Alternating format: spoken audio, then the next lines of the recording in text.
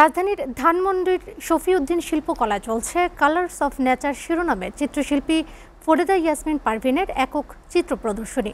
৭৫টি ছবিতে শিল্পী ফুটিয়ে তুলেছেন প্রকৃতির নানা রঙের ভিন্ন ভিন্ন গল্প। বিস্তারিত তাসনিক সঞ্চয়ের প্রতিবেদনে।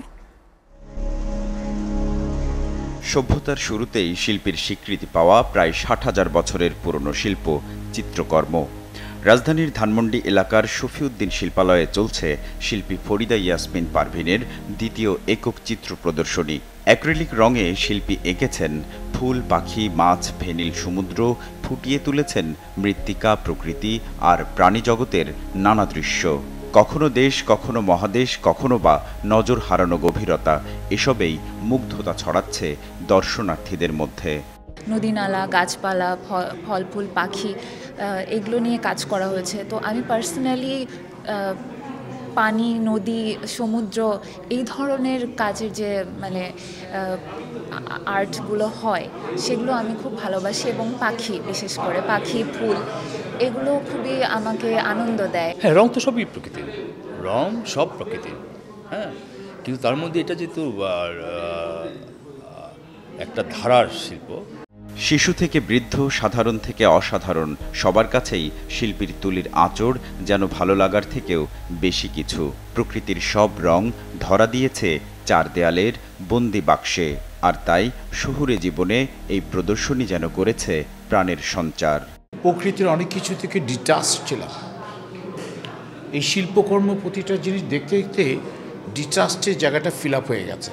প্রকৃতি অনেকভাবে যে এক্সপ্লেইন করা যায়, প্রকৃতি যে মনের মাধুরী মিশিয়ে ডিফারেন্ট জায়গায় নিজের চিত্রকর্ম দিয়ে এক ধরনের অলঙ্কন সৃষ্টি করা যায়, সেটা ফরিদা ইয়াসমিন দেখিয়ে দিয়েছে। তার মনের যে গল্পগুলো, সেগুলোই আসলে একজন চিত্রশিল্পী তার চিত্রের মাধ্যমে তুলে ধরার চেষ্টা করে। এবং যেটা আসলে আমরা তো আসলে তার মনের গভীরে গিয়ে দেখতে পারবো না, কিন্তু তার যে হাতের নকশাতে সে যে চিত্রটা ফুটিয়ে তুলেছেন, সেটা থেকে যতটুকু আসলে বোঝা যায় সেটাই আসলে বোঝার চেষ্টা করা। শুক্রবার বিকালে চিত্রশিল্পী অধ্যাপক সৈয়দ আবুল বার্ক আলভির সভাপতিত্বে অন্যান্য অতিথিদের সাথে নিয়ে প্রদর্শনী উদ্বোধন করেন শিল্প বিষয়ক লেখক এমিরেটাস অধ্যাপক নজরুল ইসলাম। বাংলাদেশের শিল্পীরা, আপনারা জানেন, এই চিত্রকলার ক্ষেত্রে বা শিল্পকলার ক্ষেত্রে বাংলাদেশ অনেক অগ্রগামী। তো আজকের এই প্রদর্শনীতে মানুষ অতটা সামনে আনেন নাই তিনি, দু এক জায়গায় এসছে। আপনারা দেখবেন আভাসে, ইঙ্গিতে অনেকটা রবীন্দ্রনাথের মতো করে কিছু কিছু ইশারা আছে। দেশে আসলে ক্রিয়েটিভিটিকে নার্চার করার মতো এরকম কোনো ইভেন্ট আমার চোখে দৃষ্টিতে আসেনি। তবে এরকম একটা সোলো এক্সিবিশন, কারোর রিফ্লেকশন, তার নিজের আর্টিস্টিক রিফ্লেকশন যেগুলো দেখা যাচ্ছে এখানে এই আজকের এই এক্সিবিশনে, এটাতে যুব সমাজের জন্য একটা বলা যাচ্ছে যে একটা ক্রিয়েটিভ টাইম পিরিয়ড। ওরা এখান থেকে অনেক ধরনের ক্রিয়েটিভ অ্যাসপেক্টস, আইডিয়াস গ্রহণ করতে পারে।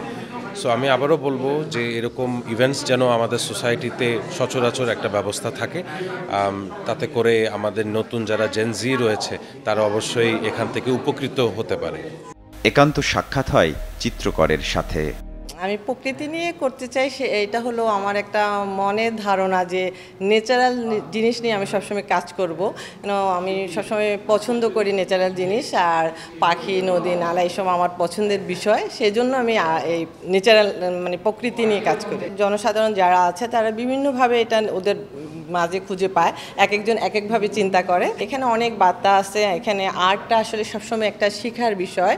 তো এখানে আমরা যে বার্তাগুলো দিয়ে আমার যে কাজগুলো ন্যাচারাল, মানুষ মনের দিক থেকে অনেক হ্যাপি হবে এবং ওদের চিন্তাধারা, মানুষের মনটা ভালো হয়ে যাবে আমার কাজগুলো দেখে।